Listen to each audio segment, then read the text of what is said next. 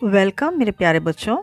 आज क्लास 10 के बच्चों के लिए थर्ड समेटिव यानी माध्यमिक से पहले का जो आखिरी प्रोजेक्ट वर्क है, हाँ, इंटरनल असेसमेंट 10 नंबर का, उसका मैंने एक टोटल प्रोजेक्ट वर्क आपके लिए बना रखा है। ओके, उसी के ऊपर हम थोड़ा सा चर्चा कर लेते हैं। नेचर स्टडी रहेगा आपका ऑप्शन, है ना। कई सारे पद्धति हैं आपको आपका प्रोजेक्ट बनाने का, उसमें से हमने नेचर स्टडी को लिया है। ठीक है, सो हमारा सवाल क्या होगा, आप अपने प्रोजेक्ट वर्क में आपका जो पहला पेज रहेगा उसमें तो आप कवर पेज बनाएंगे, है ना।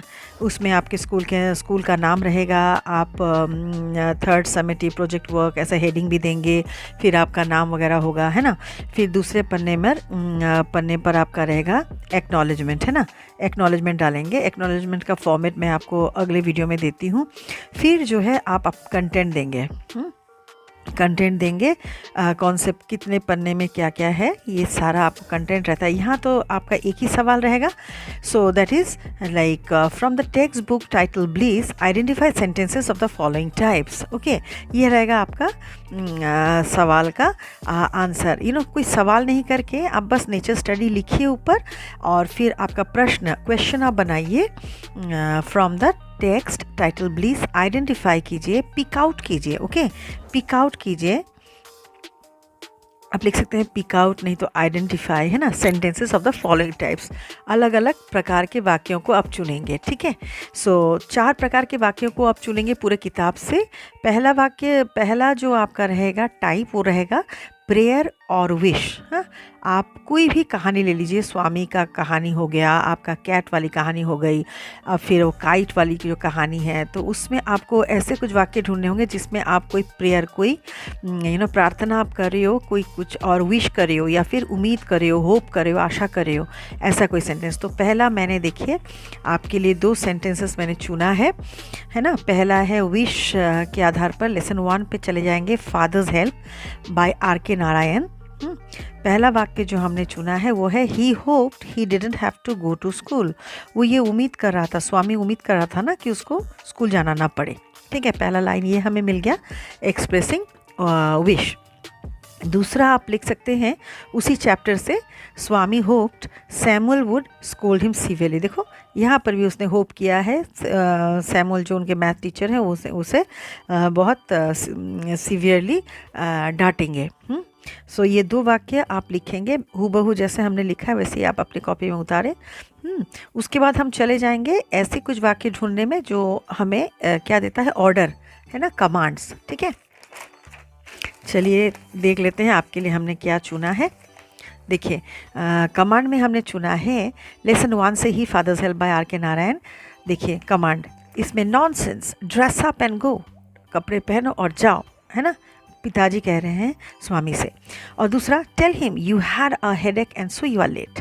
देखो, यहाँ पे सब्जेक्ट को डायरेक्ट को किससे बात हो रही है, इम्पेरेटिव सेंटेंसेस में देखो यहाँ पे सब्जेक्ट का पता ही नहीं चल रहा है ना, तो डायरेक्टली वो हिडन रहता है। तो यहाँ स्वामी के पापा स्वामी से कह रहे हैं tell him you had a headache and so you are late. So direct यहाँ पे without referring to the subject, हाँ, सब्जेक्ट को keeping the subject hidden, directly 2 sentences यहाँ पे। सो ये कमांड वाले हो गए। चलिए तीसरा वाला हो गया क्वेरी, प्रश्न। फिर हम वापस लेसन 1 से ही हम ढूंढे हैं आपके लिए, father's help by R.K. Narayan. Father asked him query, have you no school today. पिताजी अपने बच्चे से पूछ रहे हैं क्या तुम्हारा आज कोई स्कूल नहीं है। दूसरा एक और वाक्य मिला, what will the teacher think if I go so late. Swami कह रहे हैं अपने पिता से, वो स्कूल नहीं जाने का उसका बहाना है ना, जो नहीं चल रहा था पिता के सामने, तो पिता के सामने वो एक और बहाना बनाने की तैयारी में, what will the teacher think if I go so late. अगर मैं इतना लेट जाऊंगा तो टीचर क्या सोचेंगे मेरे बारे में। तो ये 2 हो गए क्वेरी। तो चलिए अब आखिरी वाला देखें।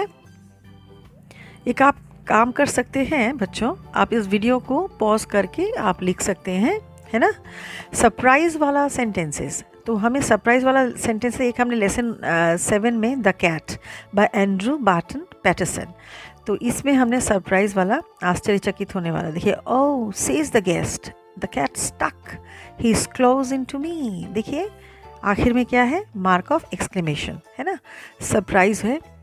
तो ये वाला एक वाक्य आप लिख सकते हैं सरप्राइज़ को जताने के लिए। और फिर लेसन 5 में चले जाइए। Our run away kite by Lucy Montgomery.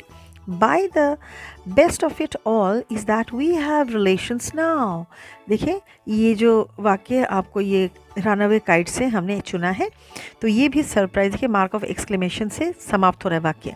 सो बच्चों तैयार है आपका प्रोजेक्ट वर्क फाइनल परीक्षा के लिए, जिसमें आप नेचर स्टडी देकर नेचर स्टडी के आधार पर आपने अपना प्रोजेक्ट भी तैयार कर लिया है ना। तो ये ज़रूर से आप अपनी कॉपी में उतारें और स्कूल में जल्द से जल्द सबमिट करें। धन्यवाद।